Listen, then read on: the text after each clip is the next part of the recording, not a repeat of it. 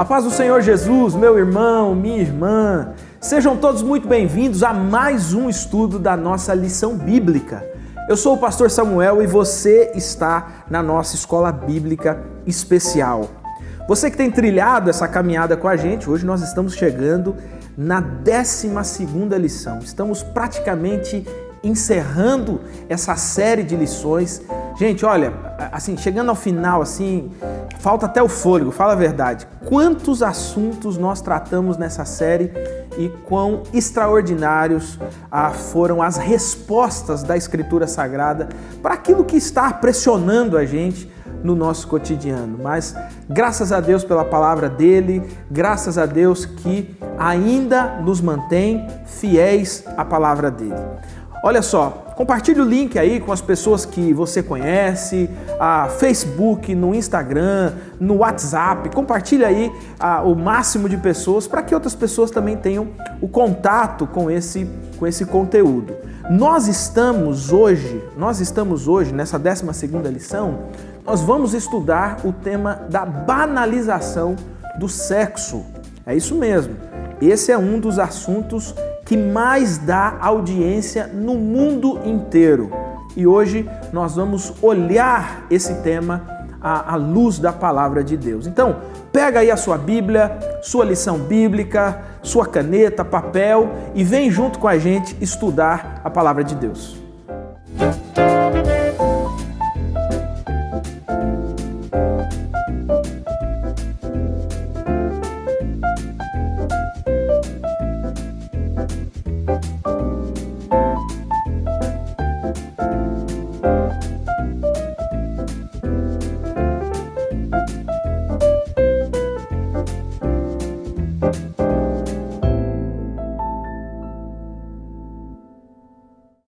Existe uma palavra que chama a atenção em todo e qualquer anúncio que for feito. É a palavra sexo, obviamente. É muito interessante porque as pessoas, os núcleos de propaganda vão vender carro e traz um apelo sexual. Vão vender bebidas e traz um apelo sexual. Vão vender viagens e traz um apelo sexual. Parece que essa coisa do sexo ou essa palavra chama de fato a atenção para que as pessoas elas olhem com mais cuidado sobre aquilo que está sendo vendido. Não só isso, mas olha só, às vezes na propaganda vende uma imagem completamente distorcida da realidade, né? E aí vale a pena a gente se perguntar: será que é esse, de fato, o propósito que Deus deixou para o sexo? Ou será que, de fato, a nossa sociedade tem banalizado tanto esse tema, banalizado tanto esse assunto, que simplesmente perdeu o sentido, virou apenas satisfação de desejos ou de conquistas e fugiu do padrão de Deus, do padrão da Escritura? A nossa lição de hoje, ela tem como objetivo, a partir do exemplo de José do Egito, entender como é possível resistir à banalização do sexo com algumas atitudes práticas, com algumas atitudes que podem ser interpretadas, traduzidas no nosso dia a dia. Bom, para ajudar a gente nessa lição, trazendo, não só ajudando nas respostas, mas também nessa reflexão, está conosco o pastor Kennedy, que é pastor da nossa igreja em Santana e hoje, mais uma vez aqui com a gente. Sempre muito bom ter você com a gente, pastor, e a nossa oração é que esse momento também seja tão abençoador quanto os outros aqui.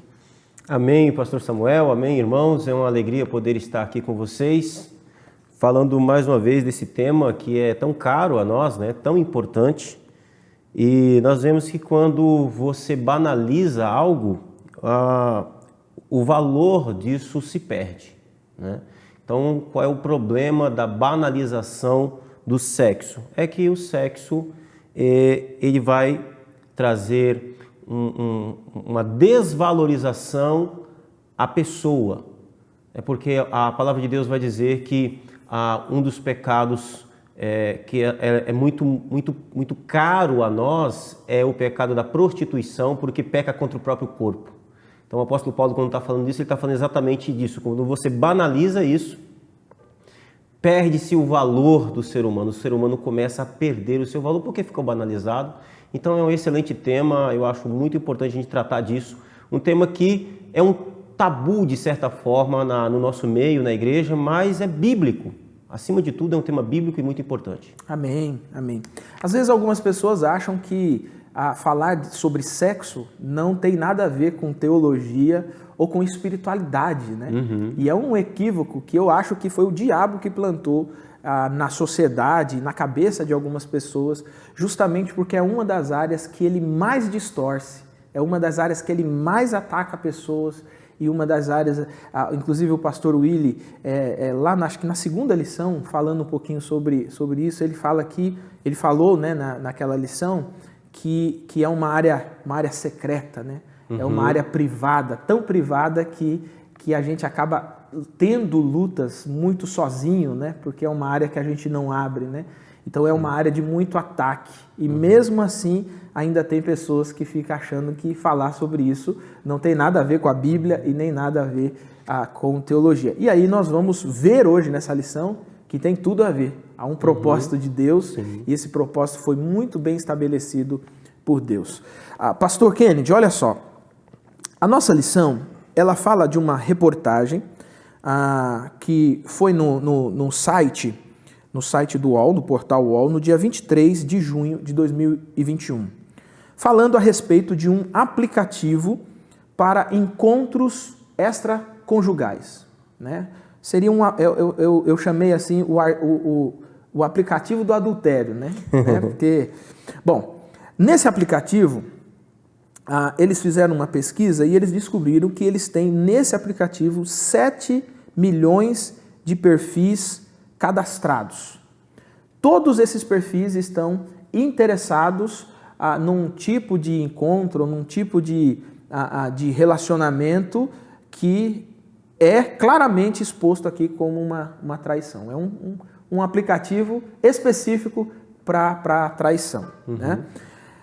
Esse aplicativo, Pastor Kennedy, e você que é nosso estudante aí, está com a sua lição, ele fez uma pesquisa em 2021 e detectou que 27% apontam o sexo como a maior motivação para essas mulheres entrarem nesse aplicativo. O aplicativo coloca que existe o maior número, né, de cadastrados ali são mulheres. Então, ele foi pensado para mulheres, então, se a gente pensar, são mais de 7 milhões de cadastros de mulheres, né? Mas não apenas isso. Dizem também que um dos motivos, 34% apontou, que responderam que trair os companheiros as deixa mais felizes e mais vivas. Bom, vamos começar aqui com essa primeira questão. O sexo está banalizado ou não está, com base nessa reportagem? Sim, ele está sendo banalizado, né? Pela própria ideia de você criar um aplicativo para atender esse tipo de demanda. Uma empresa não cria um aplicativo se ela não tem uma demanda.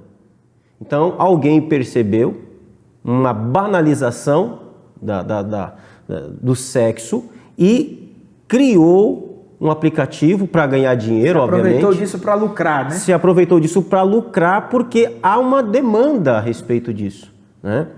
Isso é muito triste, principalmente porque, segundo essa reportagem, você tem aqui pessoas que já eram para ser felizes, satisfeitas sexualmente, porque estão dentro de relacionamentos, dentro de casamento, e elas estão procurando outros tipos de relação, de aventura, né? Fora do seu relacionamento, fora da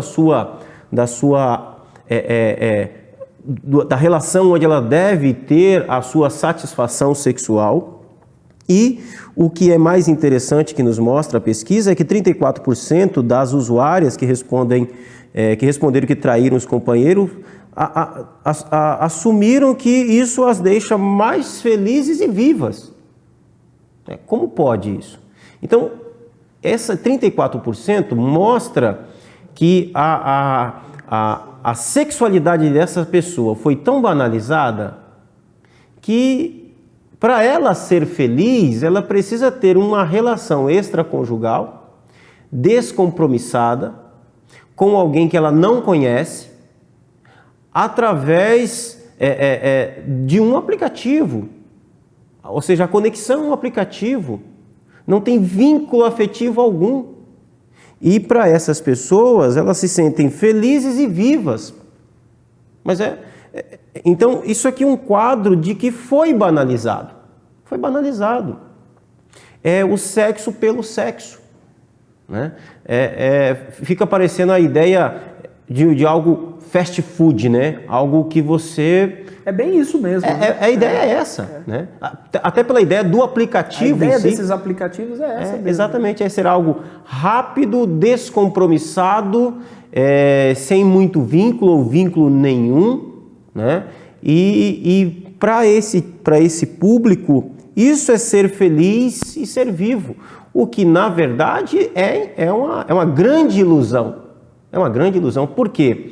Porque nós não temos como desassociar da essência que nós somos a nossa sexualidade. São coisas que estão ligadas. A nossa espiritualidade está ligada à sexualidade. Isso é um fato. Não é? Pedro fala isso, inclusive, né? Quando ele fala a respeito das orações, né? Falando para o marido e a mulher, ele diz, não privem um ao outro, né? Lá ele está falando da relação sexual. Sim. Para que as suas orações não sejam impedidas, barradas, né? No teto. Né? Exatamente. Então, assim, mas aqui a gente vê nessa reportagem sobre esse aplicativo que ultrapassou esses limites todos. Né? Então, esses limites foram ultrapassados. Essas pessoas estão à procura de aventuras sexuais. Que, na verdade, tem aquele efeito momentâneo de felicidade, de se sentir vivo. Mas isso não tem felicidade alguma, não tem vida alguma, porque na segunda-feira o que sobra é só o pó do ser humano. Na segunda-feira a realidade dura bate a porta. Né? E é interessante, o que eu notei é o tempo que essa pesquisa foi feita. Quando, né? Uhum. A ideia aqui, a reportagem é de 23/6/2021, nós estamos num período de pandemia. Já estávamos na pandemia, né? Então pode ser também que o reflexo dessa pesquisa, desse aplicativo, seja um reflexo já de casamentos e de uma sexualidade doente que já vinha há algum tempo. Né? Então a reportagem mostra exatamente essa banalização da sexualidade humana. Nós vemos de forma muito clara em muitos níveis. Né? Esse aqui é apenas um exemplo de como a sexualidade, de como o sexo está banalizado. Né? E ele é banalizado em muitos sentidos, às vezes sendo algo apenas cumprir tabela, ou enfim, existe um monte de evidências onde esse sexo pode ser visto, a banalização do sexo pode ser vista. E é interessante que a gente pensar quando que isso se torna pecado, né? Mesmo dentro de um relacionamento conjugal, né? Quando que aquilo que foi dado por Deus também é banalizado ou secundarizado, né? A ponto de também cometer um pecado contra aquilo que Deus deixou, né? Sim. Uma das coisas, pastor Kennedy, talvez a principal justificativa, né? A gente vê aí na reportagem essa ideia de se sentir feliz e viva, né? Ou vivo, né? Porque existem outros aplicativos, por exemplo, né? Que fazem têm essa mesma finalidade. Mas é interessante a gente pensar um pouquinho nessa questão do prazer, né? Porque a ideia é sempre essa, né? Eu preciso ter prazer, né? Então, o que me dá prazer? Por isso que ele é sempre descompromissado, ele não tem nada a ver um com o outro, não, porque eu quero uma satisfação pessoal, né?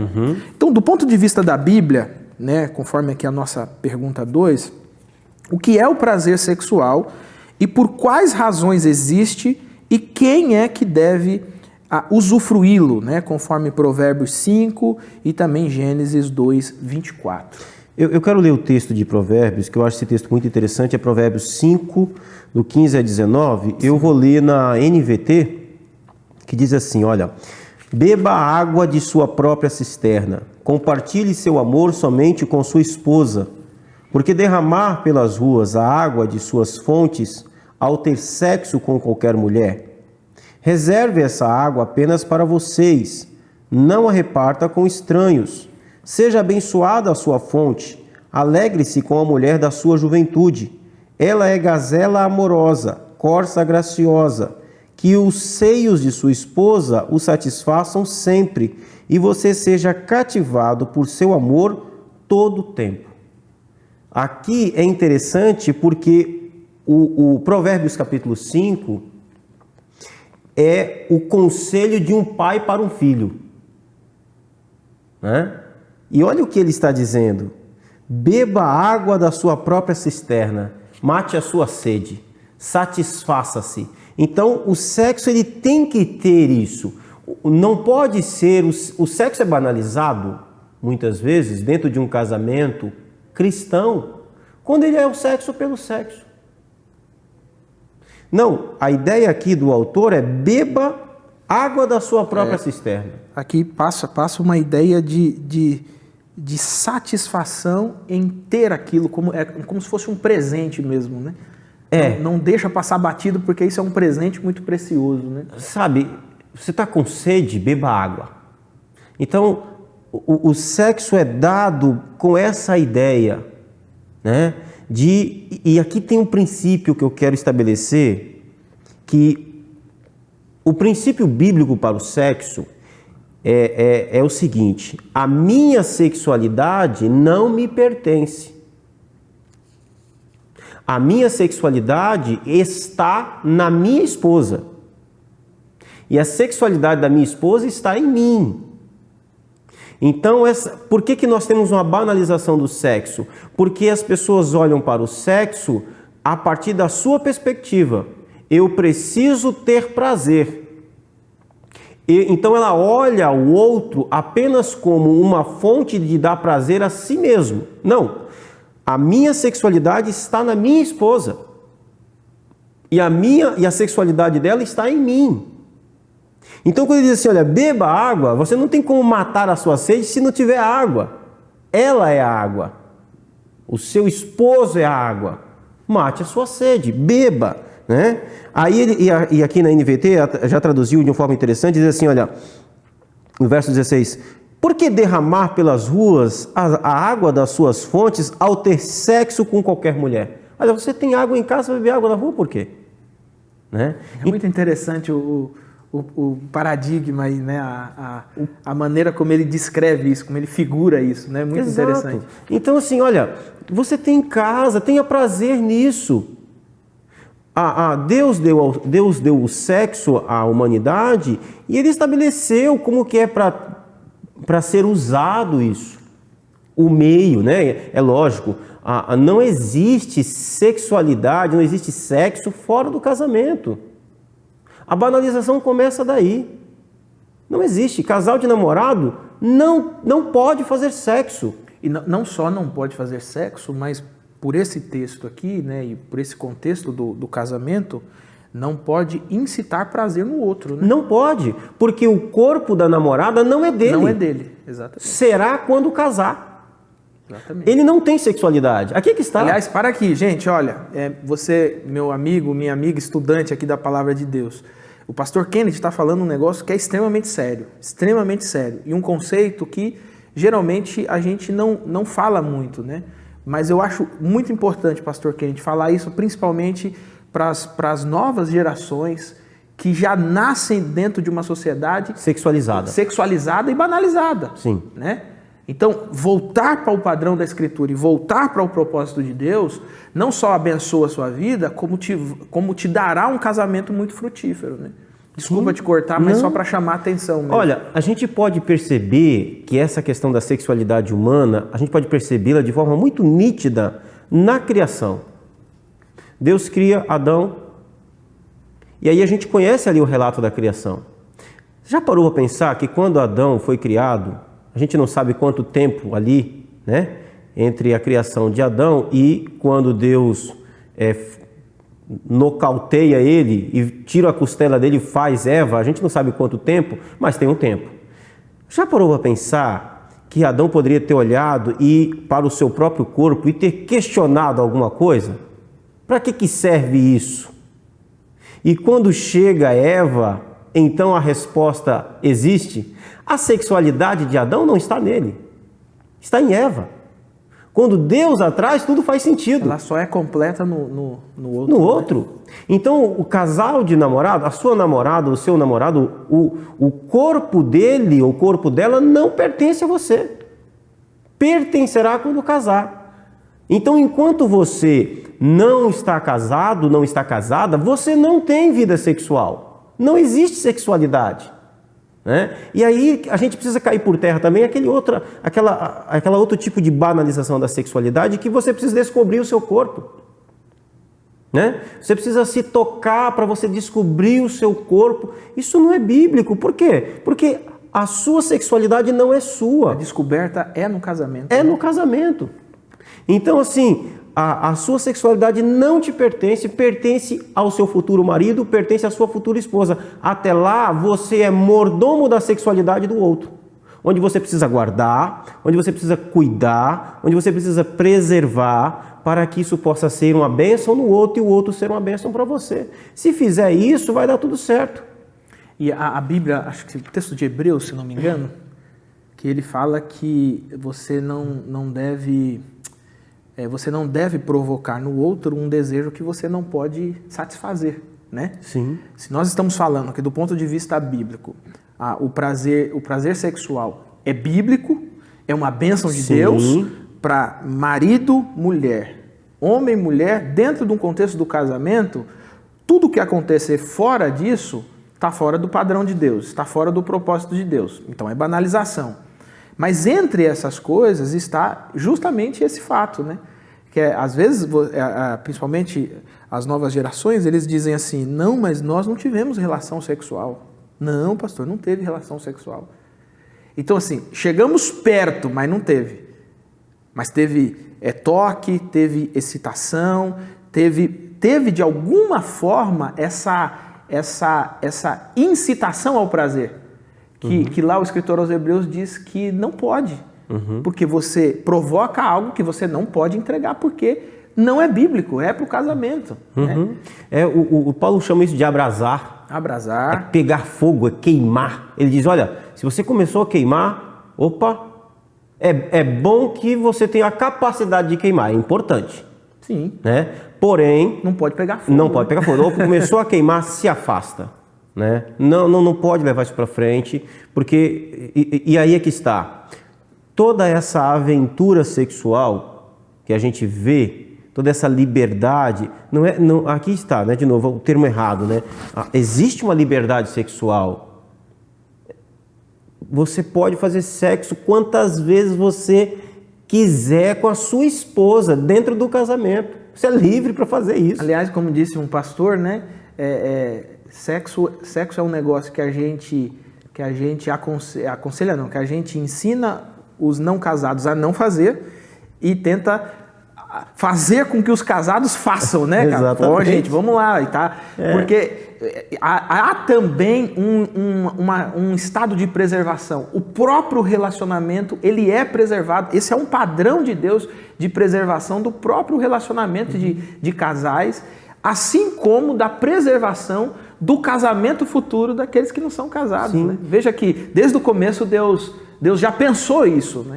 E, de fato, Deus já sabia que essa seria uma área extremamente complexa para o ser humano e que, se não houvesse alguns limites estabelecidos... Veja, Pastor Kennedy, com todos os limites estabelecidos, olha o estado em que se encontra hoje a sociedade. Imagina sem esses limites. É uma degradação. E aí a gente precisa entender que há a degradação, há a banalização. Olha, você precisa entender que você não é um órgão sexual, você não é uma vagina andante ou um pênis de pernas. Você é um ser humano. Mas a banalização do sexo vai fazer de você apenas uma genitália. Esse é o problema. É que a banalização do sexo reduz você. Você é apenas isso. Você só consegue ver isso. Perde a humanidade, perde a imagem do Criador. Exatamente. Né? Então, vira um objeto apenas. Né? Você vira um objeto, trata as pessoas como objeto, não passa de um órgão sexual. Isso é diminuir, isso é rebaixar o ser humano. Ora, você é muito mais complexo do que isso, nós somos muito mais complexos do que isso. Né? Então, a banalização do sexo reduz o ser humano. Não há vantagem nenhuma. Não há vantagem nenhuma. Não há nenhum. Isso é um prazer que não funciona. Não funciona.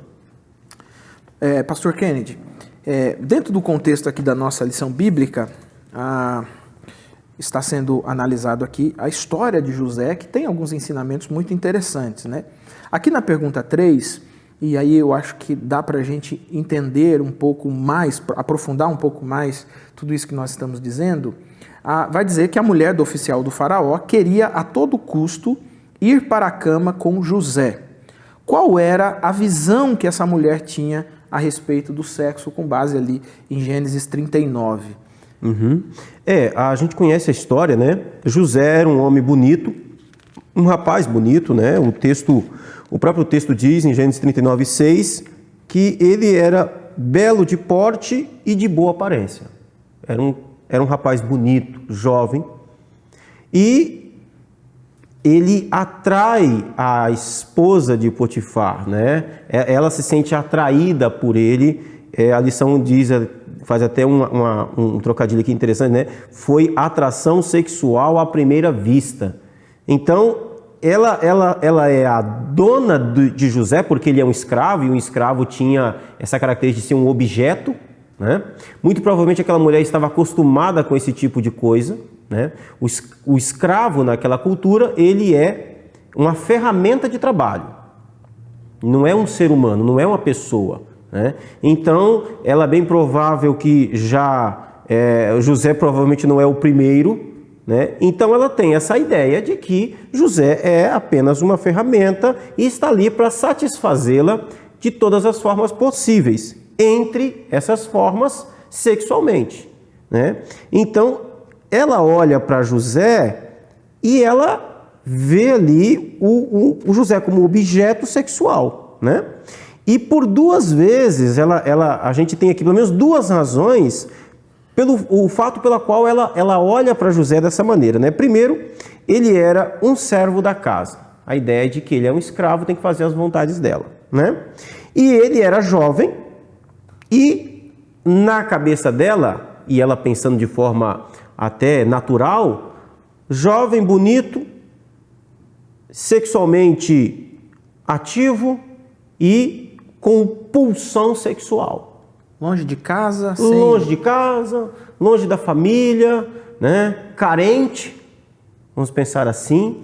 E a patroa, que não deveria ser qualquer mulher, né?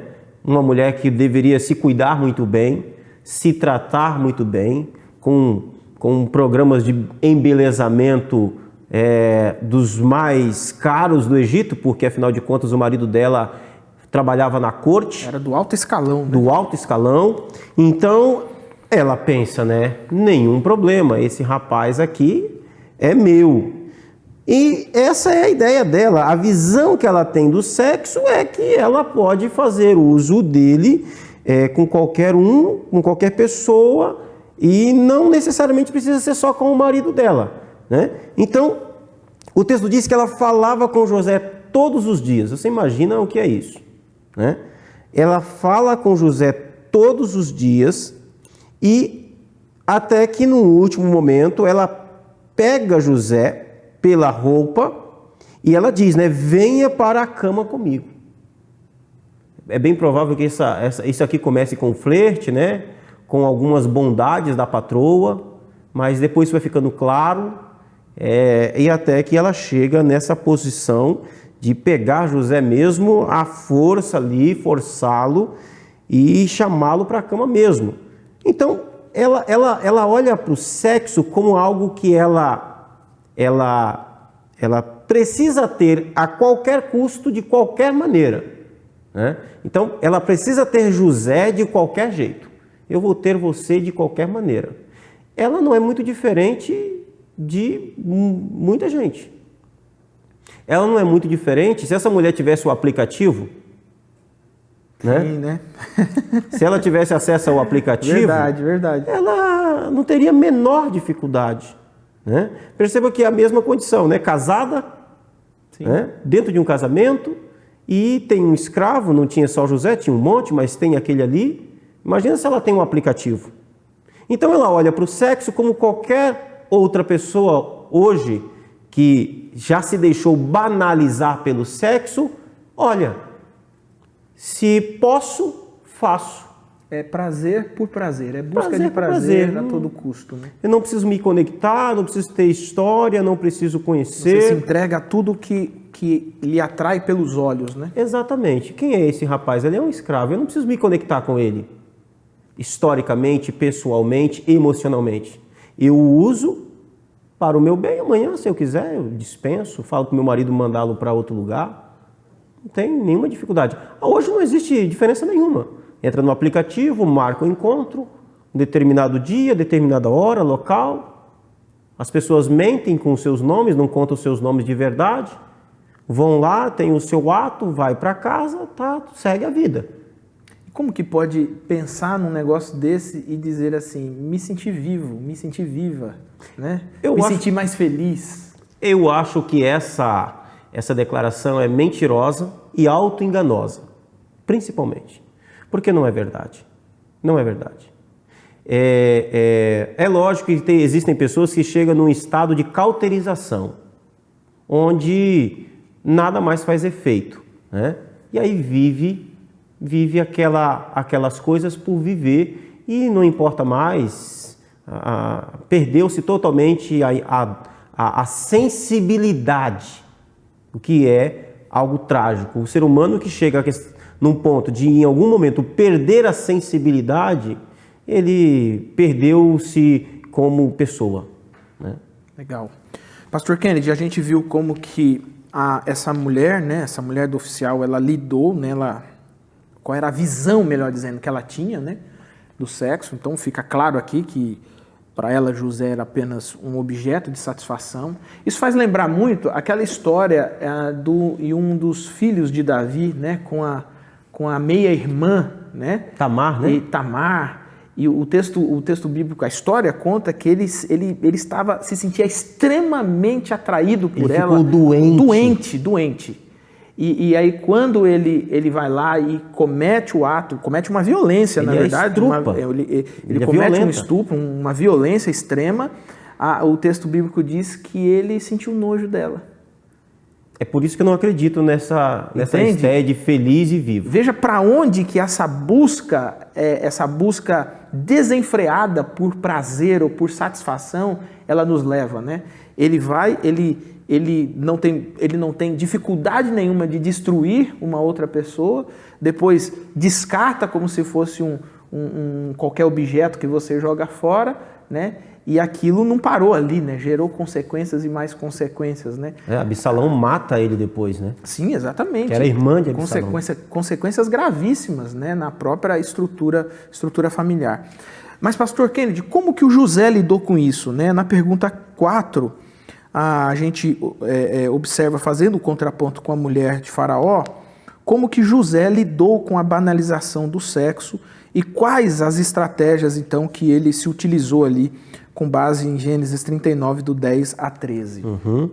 É muito importante o testemunho de José e as estratégias que ele usa para que nós possamos também usar das mesmas coisas, né? Então, primeira coisa, José conhecia os seus limites e os respeitava, né? Ele conhecia os seus limites e respeitava esses limites, né? Então, é interessante que ele diz, né? Escute, o meu senhor não me vedou nada nesta casa, a não ser a senhora, porque é mulher dele. Então, José sabia quem ele era, estava fazendo, a circunstância, o contexto que ele estava. Em outras palavras, ele está dizendo, você não é um prazer legítimo para mim, né? Você não é um prazer legítimo. Exato. Né? Exatamente. Você pertence a Ele, né? Você é dele. Eu posso todas as coisas aqui nessa casa, mas você não, porque você não é minha. A ideia de José aqui, né, é exatamente essa, e a ideia dele aqui é a ideia de usá-la sexualmente mesmo. O meu Senhor não me vedou nada nessa casa. Ou seja, ele podia comer daquela casa, ele podia usar, administrar aquele lar da maneira que ele quisesse, menos aquela mulher. Sexualmente, ela pertencia ao Senhor dele. Ela era mulher dele. Né? Então, ele está falando exatamente isso. Olha, eu conheço os meus limites e respeito isso. E aí ele vai dizer, né? Olha, eu trairia o meu Senhor. Ele vai dizer aqui, né? Trairia o seu Senhor e o seu Deus. Como, pois, cometeria eu tamanha maldade e pecaria contra Deus? Perceba que para José, banalização do sexo é pecar contra Deus. Há um padrão maior para ele, né? Deus está estabelecido como um padrão maior, né? Para José, Deus está acima do prazer. Para José, desonrar-se sexualmente é desonrar a Deus. Né? Como eu cometeria tamanha maldade? Ter relações sexuais com aquela mulher era uma maldade, segundo José. Era pecar contra Deus. Era praticar o mal contra o próximo e pecar contra o próprio Deus. Né? É isso que... Então, o que José passa a fazer? Ele passa a ignorar aquela mulher. É a atitude correta. E aqui existe um princípio bíblico para a gente lidar com isso. O apóstolo Paulo, quando ele escreve a Timóteo, ele vai dizer exatamente isso, né? Tem um momento que ele diz assim, Timóteo, foge. Fuja das paixões, né? Foge. E fica a dica. Se você tentar lutar contra você mesmo, você vai perder. E tem um detalhe aqui, né? O texto diz que ele não lhe dava ouvidos, lembrando que ele é um servo. Então ele não tinha a possibilidade de fugir. Ele não tinha, né? A lição até faz o contraponto com o Provérbios 7, né? Sim. Essa mulher aqui essa mulher adúltera, né? Que Provérbios no Provérbios 7 apresenta, né? Ele faz um contraponto, né? E aqui ele não lhe dava ouvidos, né? Mas lá em Provérbios ele vai dizer assim: foge, não passa na frente da casa dela. Não passa na frente da casa, não dê ocasião nenhuma. E é uma recomendação na raiz, né? Às vezes as pessoas tendem a ficar esticando elásticos, né? Pega o elástico e brinca, né? E vai e volta. Uma hora o elástico estoura. E vai bater na sua cara. Entendeu? Né? E geralmente ele estoura voltando, né? Exatamente. Então é essa a ideia. Se você tentar lutar contra você mesmo, você vai perder. Você vai perder. Então José faz o quê? Ele ignora ela. Né? Depois ele se recusa a ficar perto dela. Então há um afastamento, né? E Provérbios 5:8 diz, né? Não chegue nem perto da porta da sua casa, com relação à mulher adúltera, né? Então, ele não permitiu que os desejos sexuais dela fossem ainda mais alimentados pela sua presença. Com desejos sexuais não se brinca. Fica a dica para casal de namorado. Eu já namorei. Então, a gente sabe do que está falando. Né? Então, assim, ele não permite que os desejos sexuais dela sejam alimentados por ele. Então, ele sai da presença dela. Porque, assim, desejo sexual é ativado de várias formas. Pelo que se vê, pelo cheiro, pelo olfato, pelo som da voz. A voz mais melosa, mais sedosa, tudo isso alimenta. Então, José foge, né? E ele foge dela. Então, para vencer o jogo da sedução sexual, é preciso uma reação muitas vezes drástica e imediata. E cá entre nós, né? Para alguns, de fato, pode falar assim, mas o José fugiu porque ele era fraco, né? Covarde. Mas, rapaz, fugir desse negócio aqui é um ato de coragem, né? É um ato de coragem. Tem que ser corajoso. Né, é um negócio assim, onde você... É aquela frase de Daniel, decidiu no coração que não se contaminaria. Isso aqui é uma decisão no coração, né? Você Foge, irmão, não quero saber. É porque você tem que enfrentar pelo menos duas coisas. O seu próprio instinto, o seu próprio impulso, que é natural, e a sua própria natureza humana caída. Né? A natureza humana caída, que a Bíblia chama de carne, deseja isso. Deseja. Então, fugir disso exige-se um esforço monstruoso. Então, na primeira oportunidade que você tiver, enquanto você ainda tem bastante força para correr, corre. Não fica flertando não, porque senão não vai dar tempo. Faz todo sentido, né? Pastor Kennedy, chegamos aqui ao final, né, do nosso estudo, da nossa lição. Eu queria, nesse final aqui, onde nós temos o terceiro tópico aqui, que é os desafios práticos, né? Tome cuidado com relacionamentos que promovem a banalização do sexo e tome cuidado com circunstâncias que facilitam a banalização do sexo.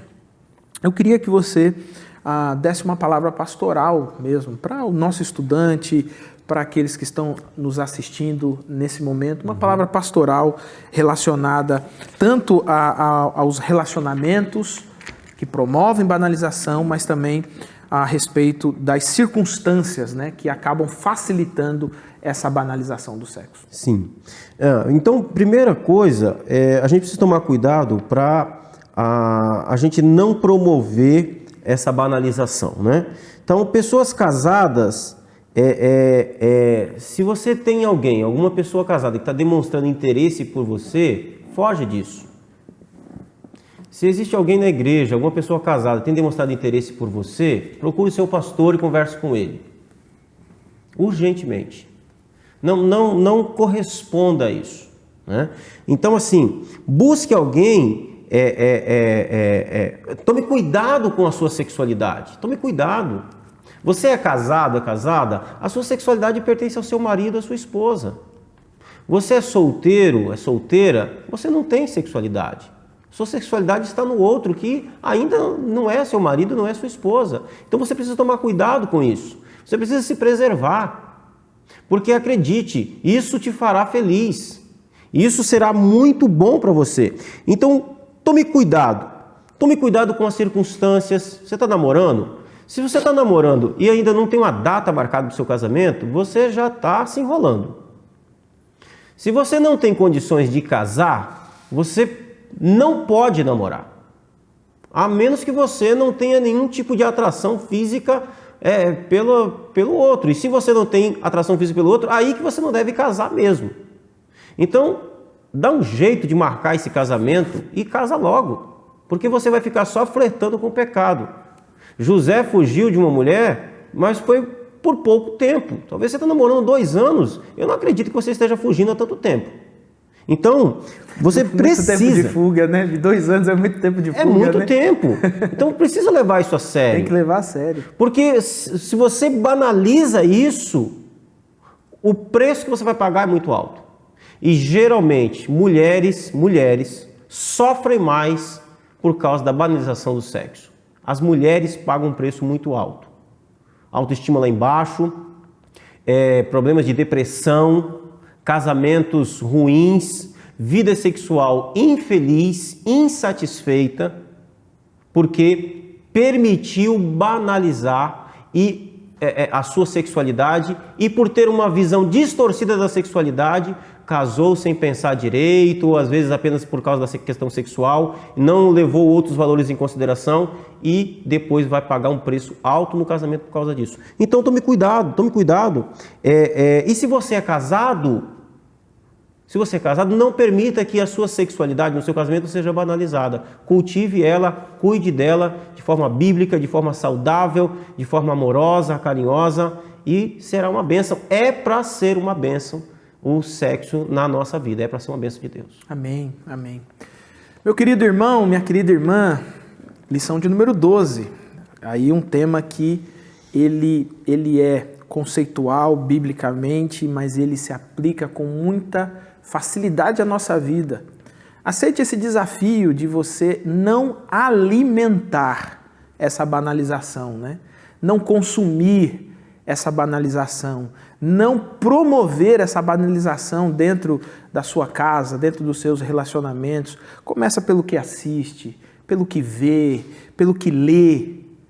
Você é responsável em construir um futuro abençoado por Deus. Deus já deixou isso como uma bênção, né? Sim. E eu tenho certeza de que você terá um casamento feliz, você terá uma vida e uma história feliz se você tomar decisões assertivas com Deus para a sua vida, para os seus relacionamentos. Em nome de Jesus, tome uma decisão na sua vida.